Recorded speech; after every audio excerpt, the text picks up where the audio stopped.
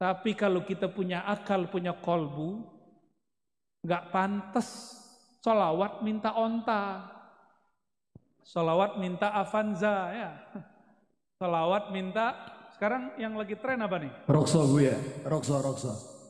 Idza kunta fi dhiqin aw fi faqrin aw fi maradin fa akthir bis salati ala Muhammad Sallallahu alaihi wasallam. Syuf, kaifa hadha? Ah, itu lain cerita, Bib. Ulang cerita gimana tadi antum bilangnya tadi gimana hadir biar lunas utangnya, kita mendoakan. Memang mereka semua ini amin berarti nandakno utang ini banyak. Tapi ada tapinya. Idza kunta fi dhiqin aw fi faqrin aw fi maradin fa akthir bis salati ala Muhammad. Ane jelasin, Bib. Ya marhaba. Ane jelasin.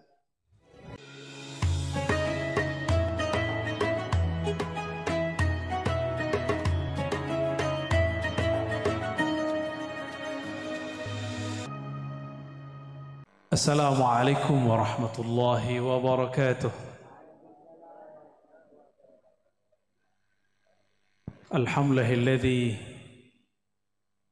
أخلد العالم بنور نبيه صلى الله عليه وسلم وببقاء ذريته صلى الله عليه وسلم أشهد أن لا إله إلا الله وأشهد أن محمدا عبده ورسوله اللهم فصل وسلم وبارك عليه أما بعد. Puji syukur kepada Allah Subhanahu wa taala. Alhamdulillah, saya jarang-jarang ikut sholawat musiknya kenceng, ajib, Bib. Luar biasa, love you, Bib. Habib baru datang langsung love you sama emak-emak ya kan, bapak-bapak cemburu. Dan syukur ini tidak sah kecuali berselawat kepada yang mengajarkan syukur, baginda Nabi Muhammad SAW. Salah satu nama beliau adalah Abdus Syakur, hamba yang maha bersyukur. Namun kita tidak semua bertemu Nabi, tidak juga semua dapat mimpi bertemu Nabi. Jangankan Bapak Ibu, kadang kiai pun belum ketemu Nabi dalam mimpi. Mau mimpi ketemu Nabi Bapak Ibu? Beneran? Serius? TikToknya sama Nabi, jangan TikToknya sama yang gak jelas ya. Karena sering yang ketemu dalam mimpi yang sering ditonton sebelum tidur. Nanti kalau ibu-ibu nonton Habib Abdurrahman Al-Atos sebelum tidur ke bawah mimpi. Ya, Bib.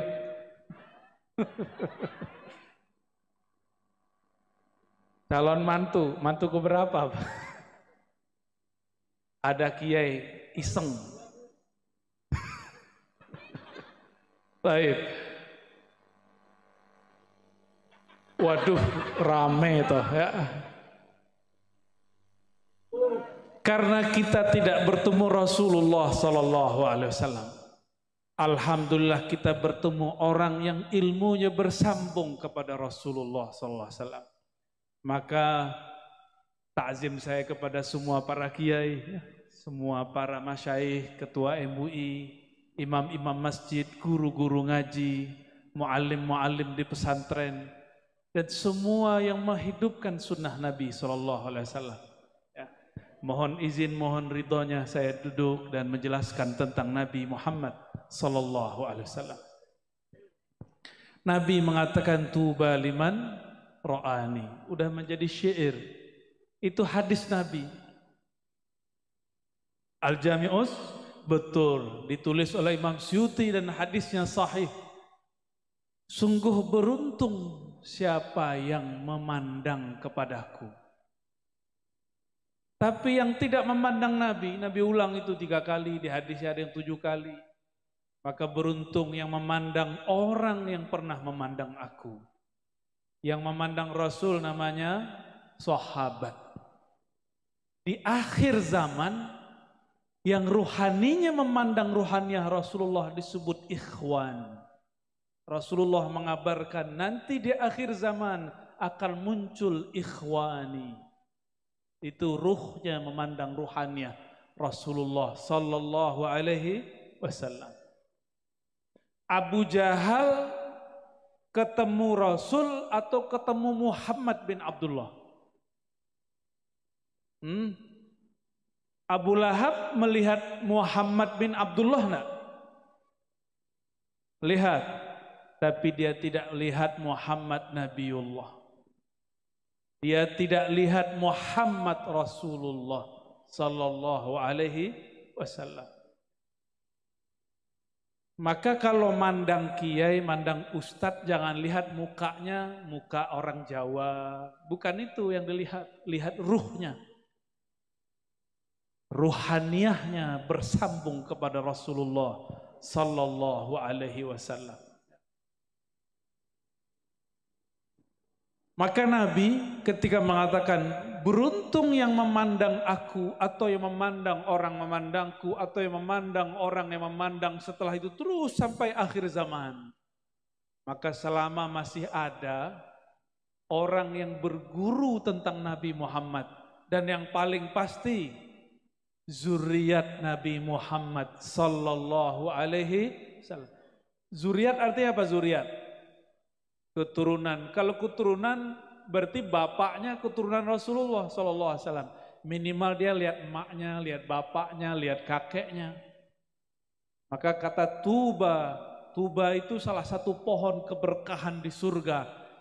Naungannya akan menaungi orang itu di dunia dan akhirat. Maka saya mengatakan dari hati paling dalam, inni uhibbu zuriatan Nabi sallallahu alaihi wasallam wa warasatahu. Saya mencintai zuriatnya dan pewaris-pewaris ilmunya. Zuriatnya para sayyid, para habaib, sedangkan pewarisnya para kiai. Dan tuba, beruntung, sungguh beruntung, alfa marrah, 1000 kali. Jika dia sayyid, dia juga alim. Dia jika alim, dia juga syarif sayyid. Dan hampir semua pendiri pesantren, pengajar pesantren, itu zuriat ulama-ulama sayyid di masa dulu. Cuma sayangnya, para kiai dulu tidak seperti orang Arab, menyimpan nasab. Saya tadi tidak sempat ziarah kepada Mbah Jabar atau As-Sayyid atau As-Syarif Abdul Jabbar. Beliau juga zuriat Nabi Muhammad sallallahu alaihi wasallam. Dan pendiri-pendiri pesantren di tanah Jawa ini kebanyakan zuriat beliau. Maka mencintai para kiai ini juga cinta kepada zuriat Nabi sallallahu alaihi wasallam. Ya. Tapi famnya sudah nggak ada. Kalau Habib Abdurrahman masih ada, Al-Attas. Benar Bib ya? Ya, mohon maaf kalau salah Habib. Sahih ya? Alhamdulillah. Barakallahu fikum. Mau cerita nggak Bapak Ibu? Mau cerita apa teori? Teori. Nah, kalau bapak-bapak maunya ngaji serius. Kalau ibu nggak maunya cerita. Kita gabung aja ya.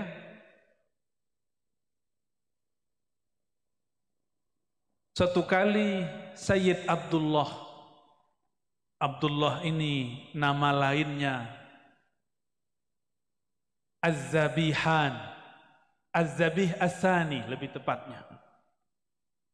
Sayyid Abdullah pulang dari berdagang.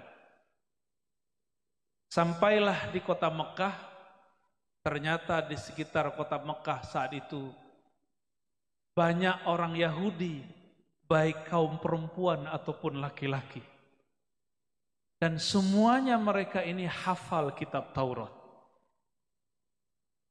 Ketika sampai di suatu gang, Sayyid Abdullah bin Abdul Muttalib dipandang oleh seorang perempuan Yahudi yang hatinya tajam.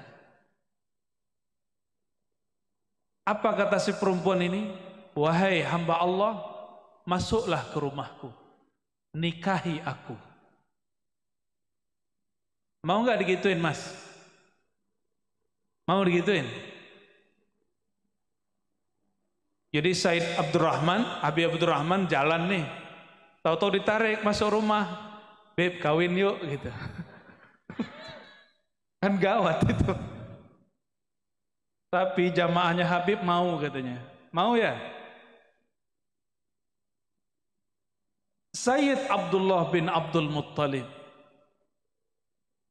ketika ditarik mau. Tapi ketika diajak menikah, tiba-tiba wajah perempuan itu hilang. Dia tidak melihat perempuan itu, yang dia lihat wajah nenek-nenek. Dia langsung lari keluar dan dia cepat menunggang kudanya dan pulang ke rumahnya. Ternyata sampai di rumah ayahnya yang bernama Abdul Muttalib, beliau menyampaikan satu kalam, wahai Ananda Abdullah, aku baru saja menkhitbahkan, meminangkan bagimu seorang perempuan cantik bernama Aminah. Maka dilangsungkanlah pernikahan. Ankahtuka, aku nikahkan engkau dengan anakku, kata Wahab. Maka dijawab oleh dia, qabiltu, aku jawab, aku terima. Sahlah malam itu, menikahlah mereka, dan malam pertama pun datang. Kalau malam pertama, gak usah dibayangkan ya. Ya, yang belum doa aja. Nyicil-nyicil ngapalin doa Bismillahirrahmanirrahim syaiton. Ya, nyicil-nyicil doa. Yang belum hafal. Yang sudah hafal gak usah dihafalin lagi, berarti curigai nanti. Malam itu terjadilah mana yang layak terjadi antara suami dan istri.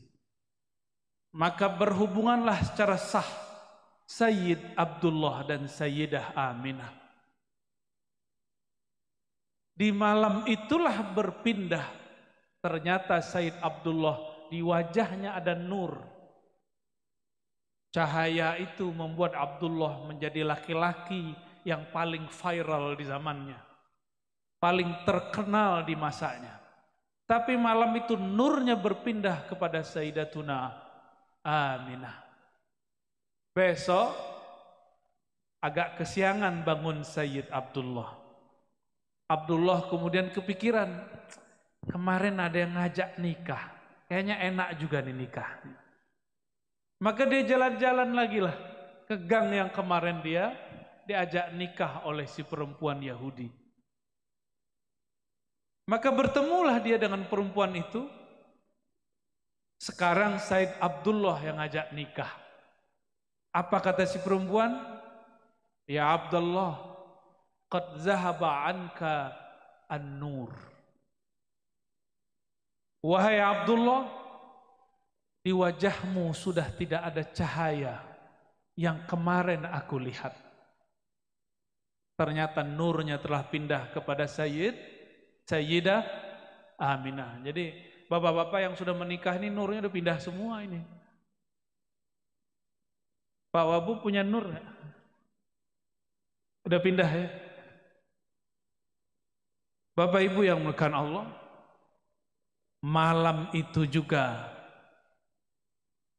hamillah Sayyidah Aminah. Itu tuh dibaca Makiyah itu. Malam itu hamil, malam itu juga Sayyidah Aminah bermimpi didatangi Sayyidina Jibril. Apa kata Sayyidina Jibril? Wahai Aminah, engkau akan mengandung Sayyidul Alamin, penghulu alam semesta. Malam besok datang malaikat Mikail, malam berikutnya malaikat, para nabi, mulai dari Nabi Adam sampai Nabi Isa. Ibu-ibu, ada yang mimpi ketemu Nabi Adam enggak? Enggak ada. Ketemu Nabi Yusuf, Nabi paling ganteng. Tapi kata Nabi Muhammad, gagahnya Nabi Yusuf nisfu jamali, baru setengah gantengnya aku. Itu Nabi Yusuf. Setengahnya Nabi Yusuf nggak ada di sini. Jadi alam ini Allah ciptakan dengan jamalnya, keindahannya. Seperempat keindahan itu diberikan kepada Sayyidina Yusuf. Setengahnya diberi ke Nabi Muhammad.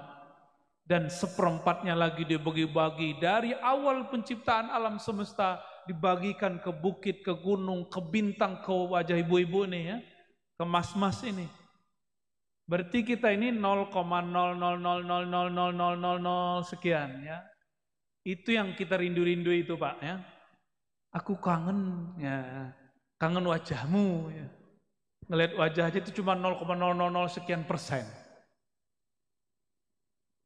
Tapi untungnya wajah Nabi itu yang aslinya tidak diperlihatkan kecuali kepada yang Allah kasyafkan.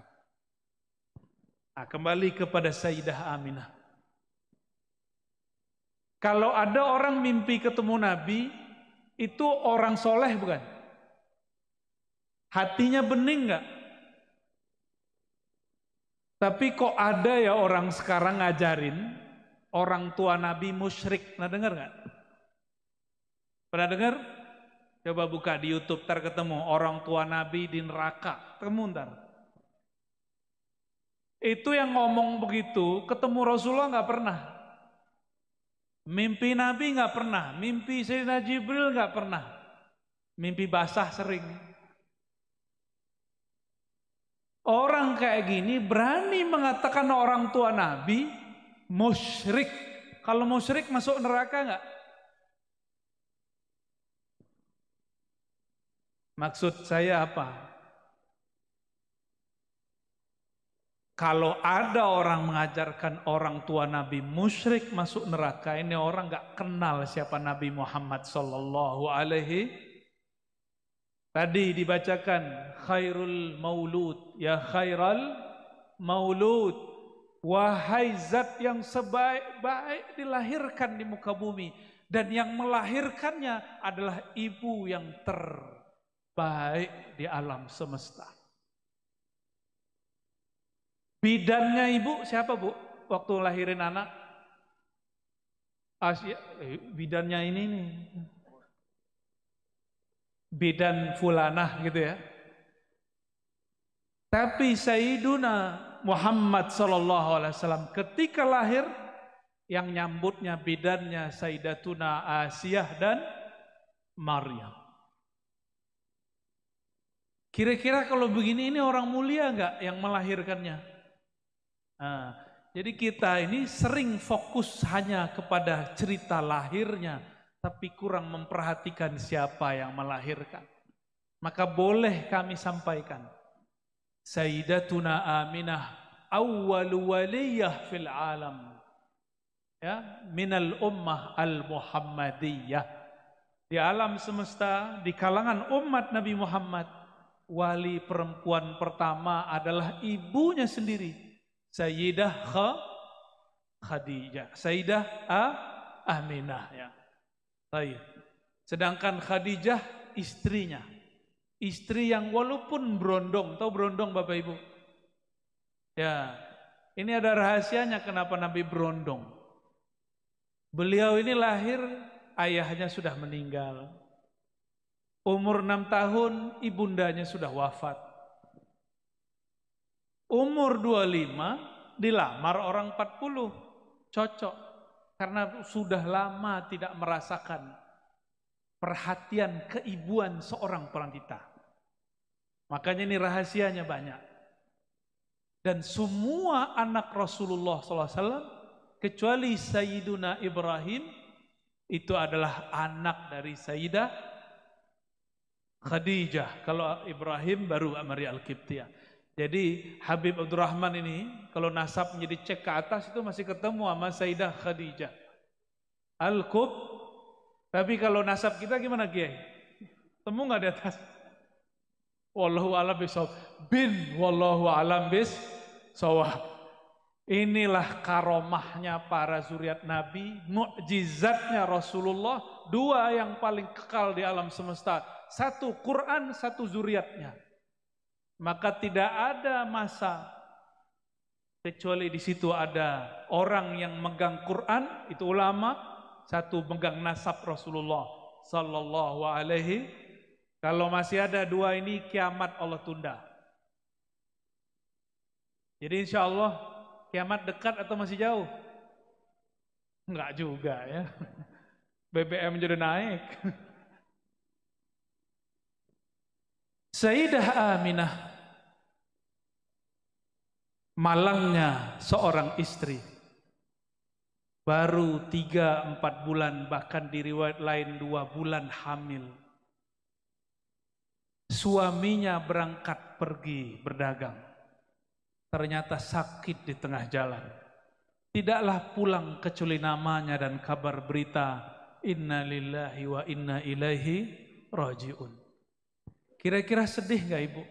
Suami pergi berangkat kerja, pulang cuma nama. Sedih gak ini yang nonton bola? Anaknya berangkat nonton bola, pulang cuma nama. Sedih gak? Sedih. Gimana mas?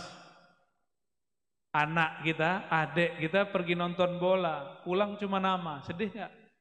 Kalau gak ngerasain gak sedih. Tapi kalau pernah ditinggal mati oleh orang terdekat, kalian rasakan sedihnya. Sedihnya tidak tanggung. Gak tanggung-tanggung kehilangan. Sayyidah Aminah, sedihnya bukan main. Suaminya berangkat sehat. Tidak ada masalah, pulang cuma nama. Jasadnya pun tidak pulang, dikubur di tengah jalan. Tapi Sayyidah Aminah, perempuan yang setiap malam bermimpi bertemu para malaikat, para nabi. Inilah yang disebut mubasyarat, kabar gembira. Para kiai pun tidak mimpi ketemu Sayyidina Jibril. Aminah mimpi ketemu Jibril. Mimpi ketemu Nabi Adam sampai nabi-nabi yang paling besar, ulul azmi. Inilah yang menghibur Sayyidah Aminah. Maka pendek cerita, lahirlah Sayyidina Muhammad sallallahu alaihi wasallam. Apa yang terjadi?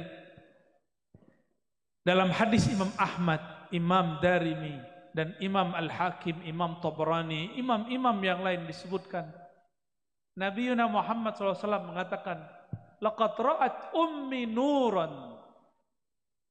Ketika aku lahir, ibuku tidak melihat darah. Yang dilihatnya apa? Nuran, cahaya.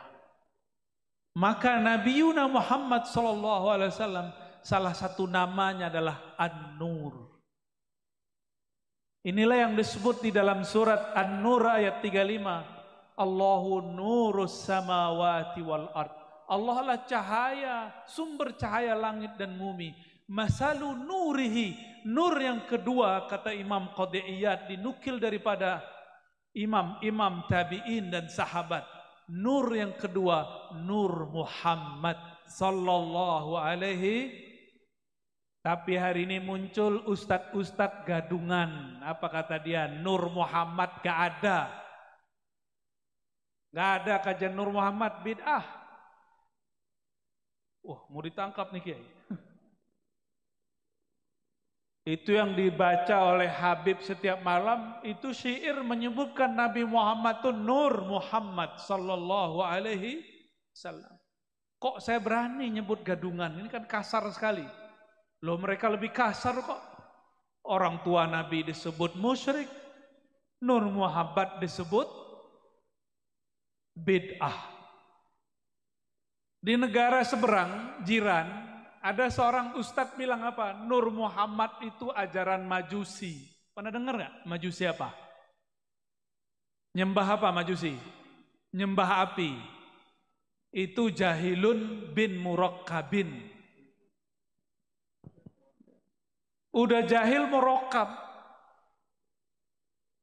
Apa Bib? Kencengin Bib, namanya Bib. Pakai mic Bib. Orang lah udah jahil plus murakkab berarti double. Double. Ngeri kali Bib. Ada loh orang begitu dan dapat panggung. Tapi itulah akhir zaman. Itulah akhir zaman. Maka nanti jangan heran ciri-ciri orang yang telah menyimpang dari Ahlus Sunnah wal Jamaah suka ngaji begitu. Membicarakan orang tua Nabi masuk neraka, musyrik. Yang kedua, menolak kajian cerita riwayat tentang Nur Muhammad sallallahu alaihi wasallam. Ini cek nanti ya, di sekitar kita nanti ada nggak begitu. Itu harus diluruskan benar-benar. Padahal Nur Muhammad ada di Quran. Apa kata Nabi tadi? Laqad ra'at ummi nura. Ibundaku Aminah tidak melihat apa-apa kecuali nur, cahaya. Di saat Sayyidatuna Aminah melihat cahaya, cahaya itu membuat mata Aminah, beliau di Mekah tapi matanya melihat sampai kepada negeri Syam, negeri Rum, negeri Persia. Itu Persia punya majusi, apinya padam. Seumur-umur itu api nggak pernah padam. Aminah lihat padam. Rum punya singgasana yang tinggi, itu pagar-pagarnya roboh.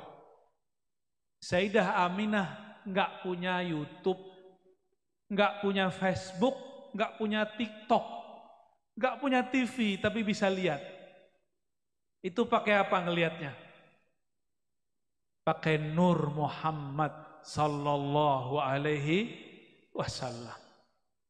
Maka kalau dalam syair-syair disebut nur, itulah rahasianya. Jamaah yang dimuliakan Allah Subhanahu wa taala. Kemudian baginda Nabi Muhammad sallallahu alaihi wasallam disusui oleh keluarga pamannya Hamzah. Setelah itu ada pasar khusus seperti di lapangan singgahan ini. Itu ngumpul ibu-ibu yang ingin menyusui orang-orang Mekah. Ibu-ibu ini berasal dari satu negeri dan satu suku kabilah namanya Sa'diyah, Bani Sa'ad. Dari semua ibu-ibu yang antri, tidak ada satupun yang minat dengan seorang perempuan yang bernama Halimah Sa'diyah. Kenapa? Udahlah bajunya kucel, badannya kurus. Semua emak-emak sama bapak-bapak takut kalau yang nyusuin Halimah, anaknya nanti kehausan. Anaknya nanti kurang susu. Akhirnya sudah habis, sudah pulang semua emak-emak yang gendut-gendut ya. Dulu belum ada KB, tapi perempuan minum air aja udah langsung menjadi daging ya. Apalagi minum susu. Walhasil Nabi Muhammad ini juga diputer ke emak ini nggak mau, emak ini nggak mau, padahal seger-seger. Tahu Pak Bupati, Wakil Bupati, yang seger-seger gimana? Tahu ya? Badannya seger. Tapi Sayyiduna Muhammad kecil tidak pernah minat. Kenapa? Hampir semua ibu-ibu seger itu ketika menawarkan air susunya, menawarkan bagian kiri. Kecuali wanita kurus bernama Halimah Sa'diyah.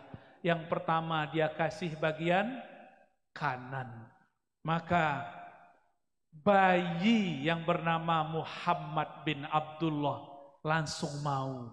Maka ibu-ibu ini pelajaran.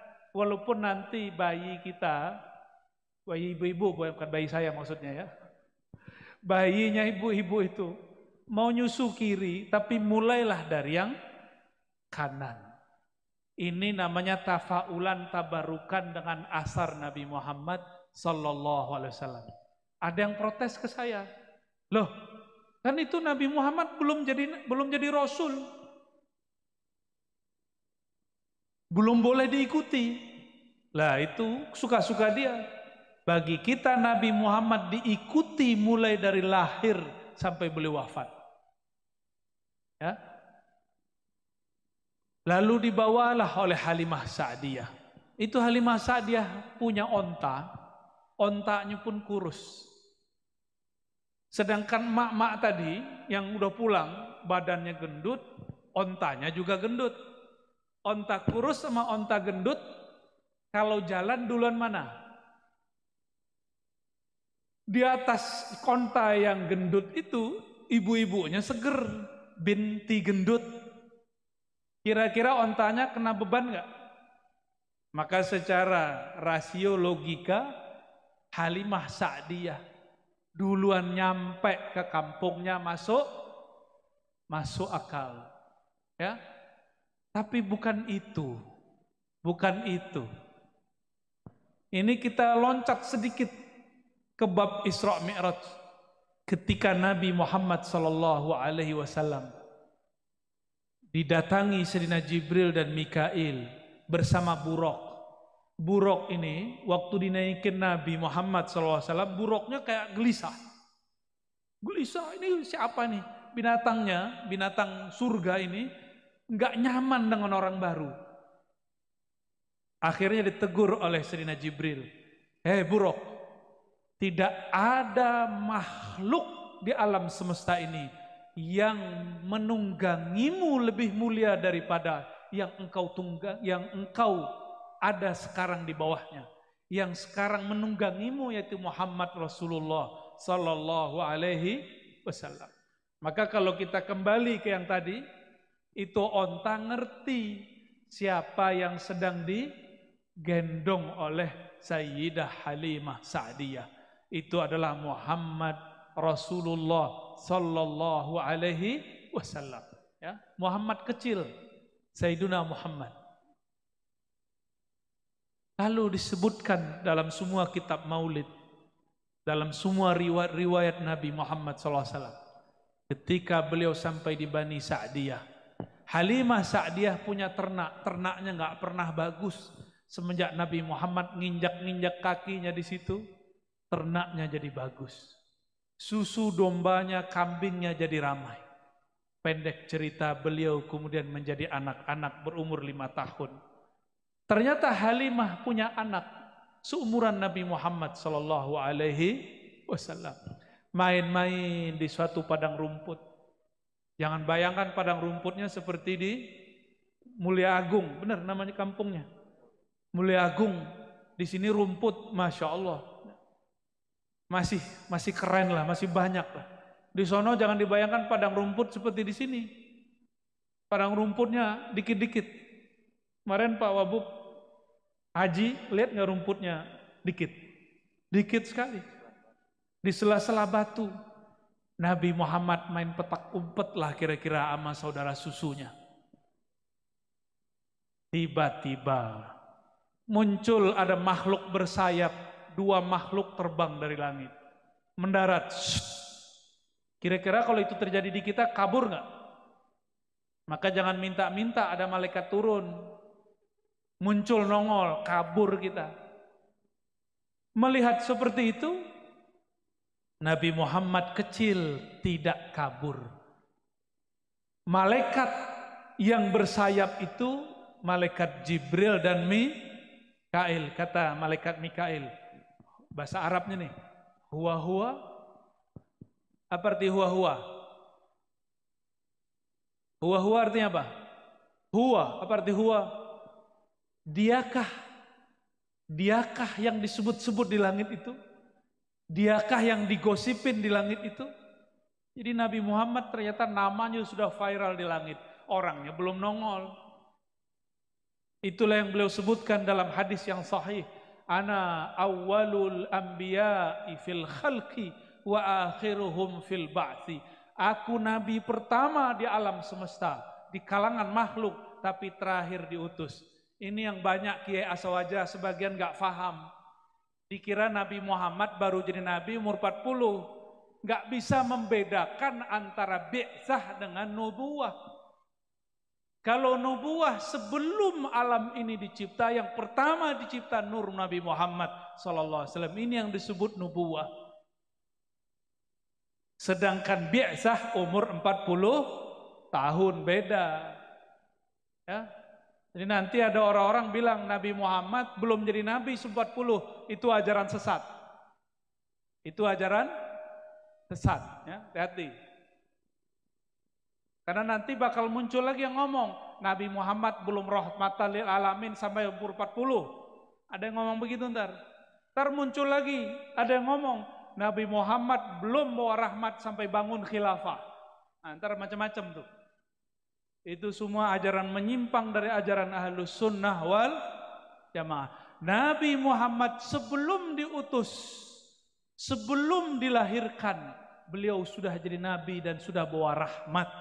Enggak nunggu 40 tahun, enggak nunggu buat khilafah. Apa kata malaikat Mikail tadi? Huwa. Apakah dia yang bernama Muhammad yang viral di hadapan malaikat itu? Nah, malaikat Jibril mengatakan, iya. Lalu malaikat Mikail ambil Nabi Muhammad kecil 5 tahun. Kalau 5 tahun, anak kita 5 tahun masih kecil gak tuh? Masih PAUD. Ingat gak dia cerita dia masih kecil? Kebanyakan gak ingat, tapi Nabi Muhammad selalu ingat. Ini hebatnya beliau. Diambil, digendong oleh Sayyidina Mikail. Lalu dibelahlah dadanya, dibedah. Dikeluarkan jantungnya, dibersihkan semua dosanya. Ada 2 titik hitam. Pak Wabub kalau dibuka dada kita, titik hitamnya banyak nggak? Nggak kehitung. Nabi Muhammad cuma punya 2 titik hitam, langsung dibersihkan oleh malaikat Jibril. Wajar di hatinya nggak ada iri dengki. Masalahnya, ini kalau dada dibedah, pingsan nggak? Bisa pingsan. Orang kena tonjok aja pingsan. Tapi Nabi Muhammad bahkan ada yang mati ya. Kenapa Nabi Muhammad nggak pingsan, nggak sakit? Karena yang membedah malaikat Jibril badannya bukan badan begini, badannya badan nuriyah, badan cahaya. Jadi membuat operasi badannya itu secepat cahaya, tidak ada rasa sakit sama sekali. Pendek cerita, ternyata saudaranya ini lari ke rumah mencari ayah ibunya dan menangis, wahai ayah bunda, saudaraku dibunuh. Sayyidah Aminah kalau dengar dibunuh pasti stres, maka Halimah yang menjadi ibu susunya saat itu kemudian mengejar langsung. Dikejarlah langsung sampai di padang rumput, ternyata Sayyidina Muhammad masih main-main. Maka dipeluklah oleh Sayyidatuna Halimah Sayyidah. Halimah Sa'diyah bertanya, ya Muhammad, ya Ghulam, wahai Ananda, apa yang terjadi pada engkau? Maka Sayyidina Muhammad SAW menceritakan, wahai ibunda, tadi ada 2 malaikat turun, ada makhluk bersayap turun, lalu membelah dadaku, membersihkan isi jantungku. Setelah itu aku sehat lagi. Kira-kira ibu-ibu kalau dengar anaknya cerita gitu gimana? Anak saya gila kali ya gitu ya. Ya. Benar ya? Dulu anak saya cerita, Bi, tadi malam mimpi ketemu Nabi Muhammad, saya kira anak saya habis nonton TikTok. Ternyata beneran dia mimpi ketemu Nabi Muhammad sallallahu alaihi wasallam. Saya yang nggak ngerti. Nah itu terjadi. Kalau mimpi pun kita nggak percaya, gimana kira-kira kalau itu terjadi. Tapi Halimah Sa'diyah mendengar seperti ini, dia langsung gendong anaknya pulang. Nabi Muhammad anak susuannya. Apa katanya kepada suaminya? Wahai suamiku, esok kita kembalikan Ananda Muhammad kepada ibunda kandungnya. Sampailah besok di kota Mekah. Apa kata Sayyidah Halimah Sa'diyah? Wahai saudariku Aminah, Tahukah kamu apa yang terjadi pada anak kita Muhammad? Dia hampir saja terbunuh. Katanya ada orang yang membelah dananya, lalu jantungnya diambil. Kira-kira kalau diceritain begitu, ibu-ibu ketakutan nggak? Nggak ketakutan. Tapi Aminah tersenyum. Apa kata beliau? Kalau bahasa kitanya, kamu norak. Saya melahirkan Muhammad, ra'aitu nura, yang aku lihat cahaya bukan darah. Maka aku tahu ini anak luar biasa. Nabi Muhammad sallallahu alaihi wasallam. Lalu Nabi Muhammad hiduplah di Mekah.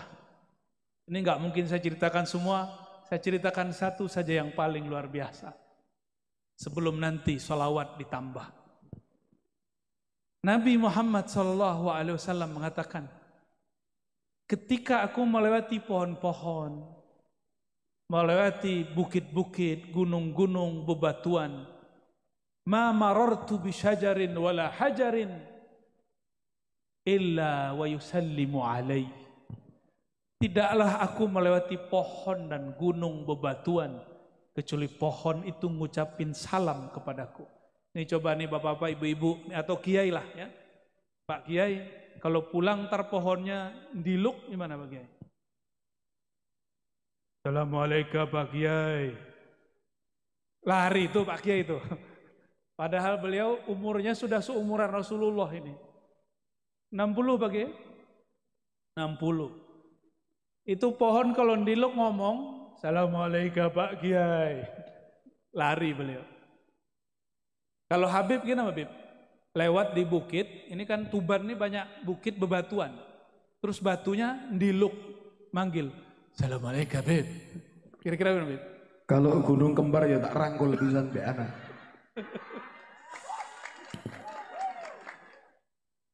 Ampun ketemu Habib Jawa ya.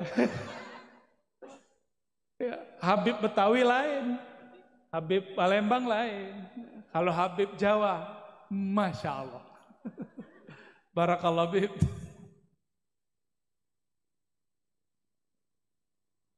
Nabi Muhammad melewati gunung, ini bukan gunung kembar Habib. Itu gunungnya bergetar. Pohonnya diluk dan semuanya mengatakan, Assalamualaikum ya Nabi Allah. Salam atas engkau wahai Nabi Allah. Hewan-hewan Nabi lagi jalan, ada arak-arakan domba, semua domba pengen mendekat Rasulullah. Ada onta-onta pengen ngadu ke Rasulullah, cuma sayangnya onta ngadunya urusan perut, bukan buah perut Beb. Onta ketemu Rasul ngadunya urusan apa? Perut. Sama, mohon maaf nih, masyarakat ketemu wabub, ketemu bupati, ngadu masalah perut. Coba onta kalau punya akal, ketemu Rasulullah seharusnya bukan urusan perut yang diadukan. Yang diadukan apa? Wahai Rasulullah, beri syafaat, aku masukkan aku ke dalam surga. Itu seharusnya. Ternyata waktu dulu Rasulullah punya majelis duduk-duduk begini, tatakan punggungnya pohon kayu. Itu kayu ketika dibuatkan mimbar, ditinggal oleh Rasulullah nangis. Coba ibu-ibu dengerin pohon nangis, kabur pasti pengajian. Ini pohon Hanna Hanina. Dia menangis karena dia rindu merasakan punggung Rasulullah Sallallahu Alaihi Wasallam. Akhirnya itu semua sahabat yang hadir dengar. Berarti sahabat ini punya karomah mendengarkan suara tangisnya kayu-kayu. Turunlah Rasulullah dari mimbar. Nabi elus-elus ditanya, wahai kayu. Tuh Nabi bisa ngomong sama kayu. Coba kalau Pak Kiai bisa ngomong sama kayu, kita ngomong, Pak Kiai sudah begini ya. Paling tinggi kita bilang, Kiai udah majeduk. kejedot palanya mendinding. Tapi Rasulullah SAW ngomong dielus, dan tidak ada satu sahabat pun yang mengatakan Rasulullah itu gila. Kenapa? Rasulullah dan para sahabat sama-sama mendengarkan tangisnya. Dielus seperti anak kecil, kemudian berhenti nangis. Ditanya, wahai kayu, engkau pilih jadi sandaranku di dunia atau masuk surga? Apa jawaban si kayu? Apa jawaban dia? Masuk, tapi menurut saya itu juga kurang benar, kurang sempurna, walaupun lebih tinggi daripada onta. Makanya kalau sholawat jangan minta onta utangnya dibayarin. Kalau udah doanya Habib tuh, ya Allah semoga yang hadir terbayar utangnya, aminnya kenceng. Jadi niat hadir sholawat bukan karena cinta Rasul, tapi supaya utang terbayar. Remeh amat sholawatnya. Sholawat begitu, sholawat onta, tahu? Sholawat onta begitu. Ketemu Rasulullah hanya urus masalah perut. Untuk onta itu udah keren, hebat. Dia tahu itu Rasulullah. Tapi kalau kita punya akal, punya kolbu, nggak pantas sholawat minta onta, sholawat minta Avanza ya, sholawat minta, sekarang yang lagi tren apa nih? Roksa bu ya, roksa. Idza kunta fi dhiqin aw fi faqrin aw fi maradin fa akthir bis salati ala Muhammad sallallahu alaihi wasallam. Syuf, kayak hada. Itu lain cerita, Bib. Lain cerita gimana? Tadi antum bilangnya tadi gimana? Hadir biar lunas utangnya. Kita mendoakan. Memang mereka semua ini amin, berarti nandakno utang ini banyak. Tapi ada tapinya. Idza kunta fi dhiqin aw fi faqrin aw fi maradin fa akthir bis salati ala Muhammad. Ane jelasin, Bib. Ya marhaba. Ane jelasin. Sholawat tuh niatnya karena apa? Karena cinta ke Nabi atau cinta ke diri? Mahabbah ma Rasul SAW. Oke, dah. Kalau cinta ke Nabi dapat berkah, punya penyakit sembuh. Bukan karena kita ingin sembuh tuh sholawat, itu kebalik.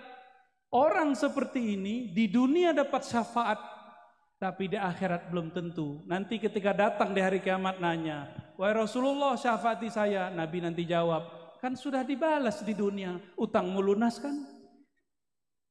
Ya. Tentu pripun bu fi dunia hasanah wa fil akhirati hasanah. Nah, maka niatnya harus akhirat. Nih saya kasih tahu Bapak Ibu. Saya dulu lama ngamalin sholawat pengen kaya, nggak kaya-kaya. Saya punya sakit nggak sembuh-sembuh.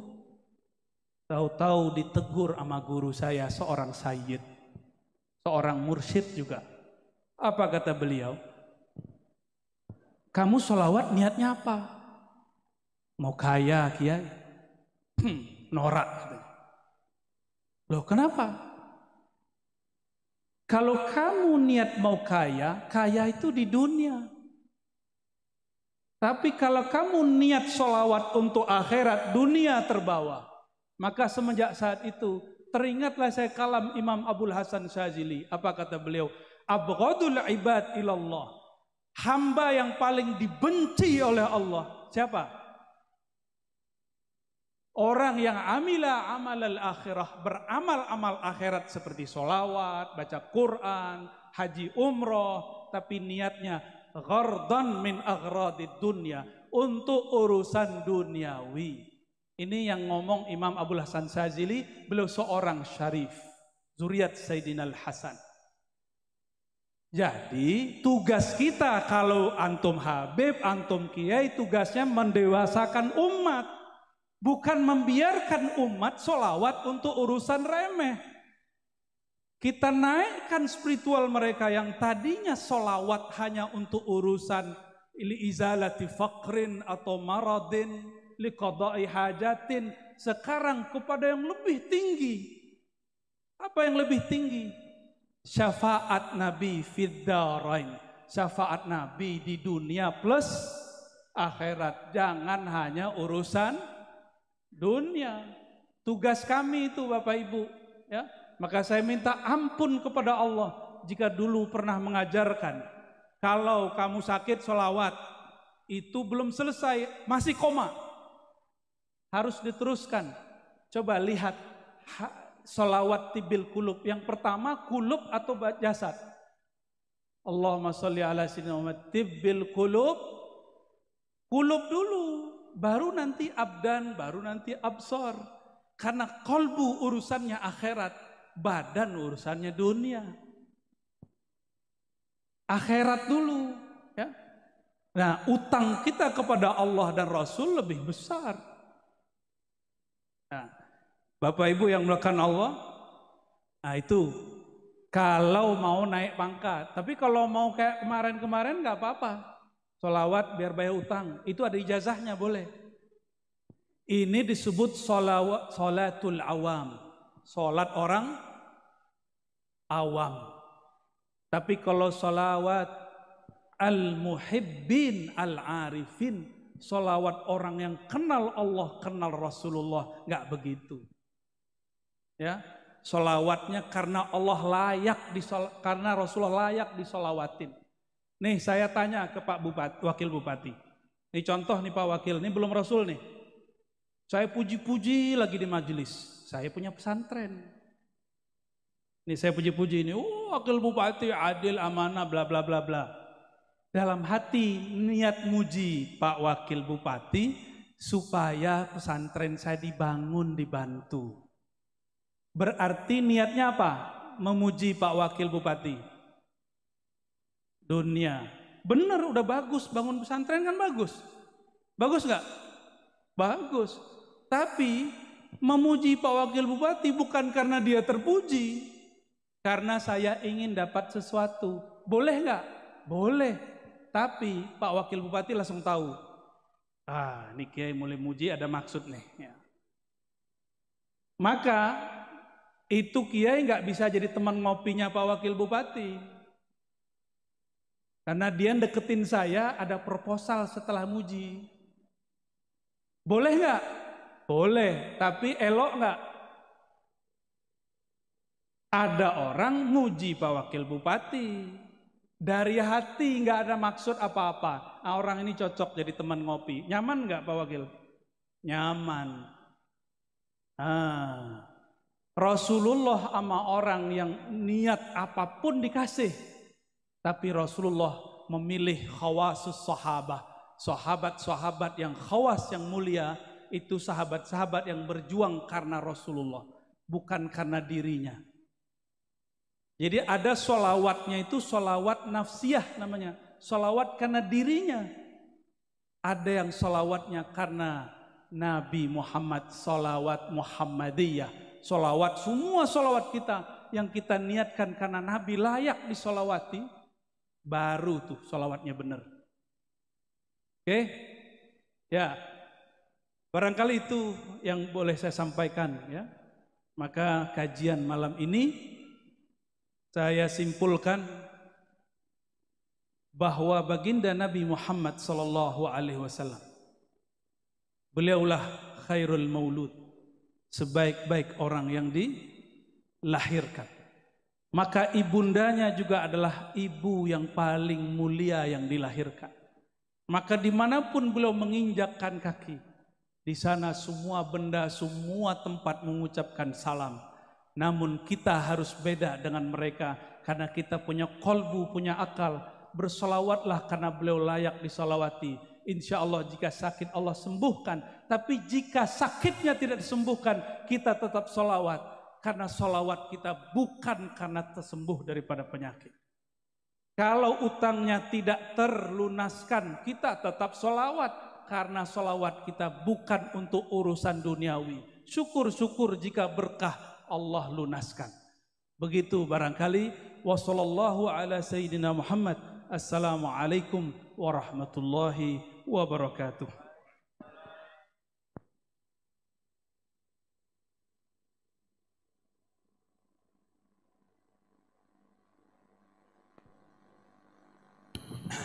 Sallu ala Nabi Muhammad.